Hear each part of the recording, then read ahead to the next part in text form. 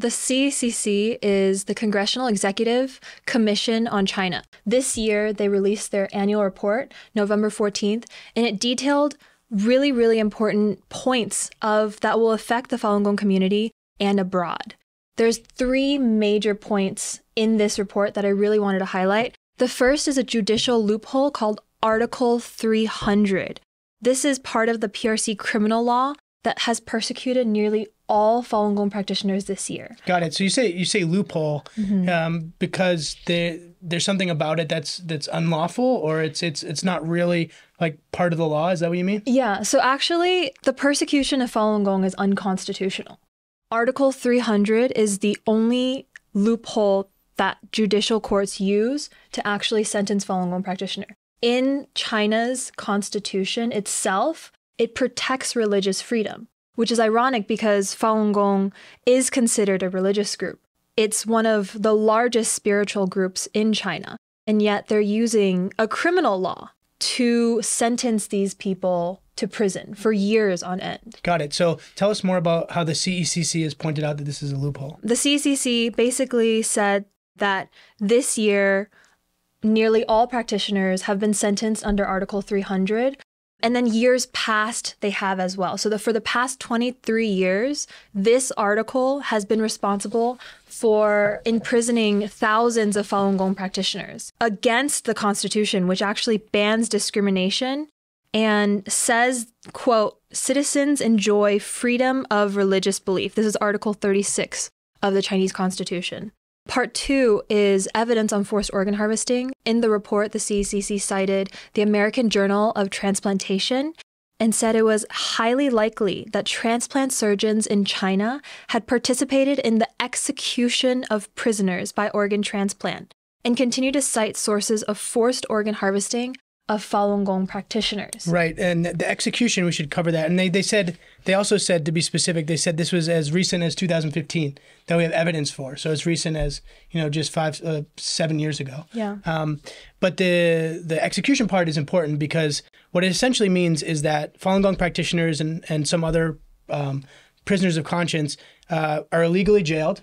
Then while they're alive, their organs are harvested by the state, and they are killed as a result of their organs being harvested, meaning they're executed for their organs being harvested, is essentially what the CEC is saying, that highly likely they participated in this execution process. Exactly. And because of this evidence, I wanted to go to the third part of the report, which is where they recommend that, number 1, administration should use existing laws to hold accountable these Chinese officials who are participating in forced organ harvesting and the persecution of Falun Gong practitioners. The way that they can do that is through the Magnitsky Act.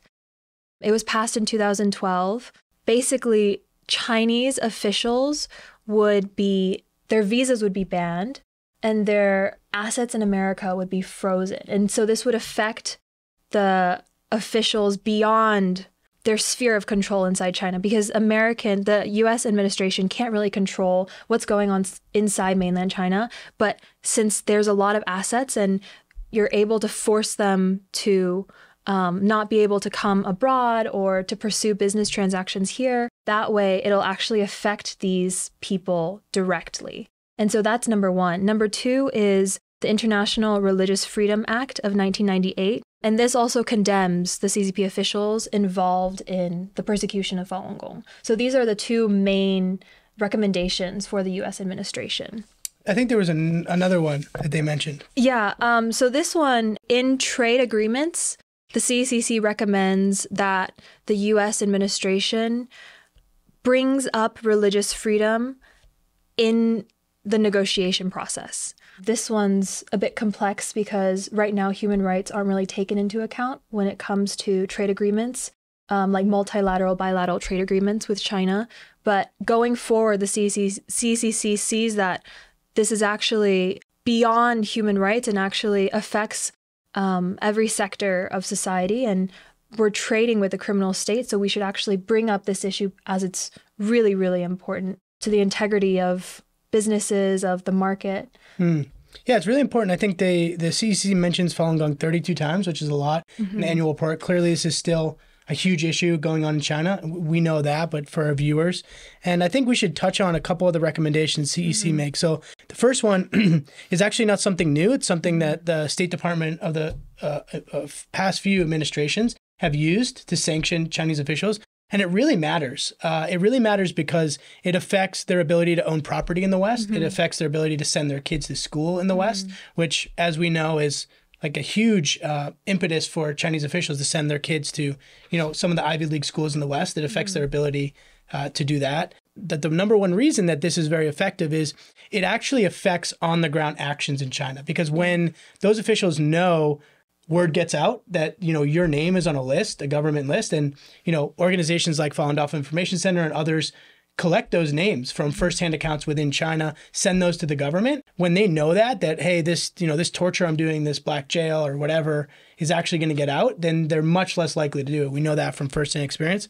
And the second thing is that over the past many decades, China has used this sort of behind closed doors policy on forbidden topics, whether it be Falun Gong, Tibet, Taiwan, Hong Kong, right? So their posture, especially around Falun Gong being the big third rail issue, is okay, we'll talk to you about human rights, but only behind closed doors. So, don't do that openly at the G20 summit. Don't do it openly when we meet. That's totally off limits. And most administrations have followed that because the idea was, we'll do it behind closed doors. But it actually doesn't work at all. And China has no intention of doing anything about human rights. Of course, we just talked about state-sponsored organ harvesting. They're responsible for that. They have no impetus to change.